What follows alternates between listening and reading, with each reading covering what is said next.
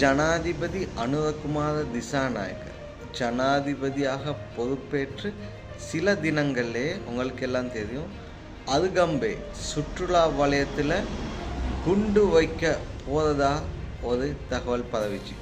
இது தொடர்பாக பாதுகாப்பு பிரிவினர் அந்நாட்களில் துரிதமாக செயற்பட்டு இந்த விடயத்துடன் தொடர்புடையதாக சொல்லப்படுற 7 பேர்த்த கைது செஞ்சாங்க. அந்த 7 பேரையும் 90 நாட்கள் தடுப்பு காவலில் தடுத்து வைத்து விசாரணை மேற்கொண்ட பின்பு அதிலிருந்து 3 பேரை நேற்று நீதிமன்றத்தில் சமர்ப்பித்து அவங்க தொடர்பான ஒரு விசாரணை அறிக்கையை முன் வச்சிருக்காங்க. அதில் பாதுகாப்பு பிரிவினர் என்ன சொல்கிறாங்கன்னா, எல்டிடி தீவிரவாத அமைப்புடன் தொடர்பு பட்டு பல வருடங்களாக சிறையிலிருந்து வெளியேறியவர்களை கொண்டே இந்த தாக்குதல் நடவடிக்கை மேற்கொள்வதற்கு திட்டமிடப்பட்டிருந்துச்சு அப்படின்னு சொல்லியிருக்காங்க.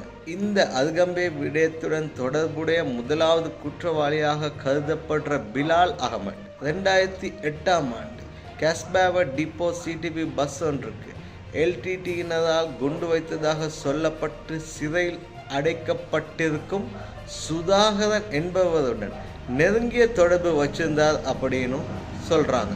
சந்தேக நபர்கள் தொடர்பாக அவர்களுடைய சட்டத்தணி நீதிமன்றத்தில் வாதாடினாலும் நீதியரசரின் அறிக்கை வரும் வரை அவர்களை மேலும் தடுப்பு காவலில் வைத்து விசாரிங்க அப்படின்னு நீதிபதி உத்தரவிட்டார்.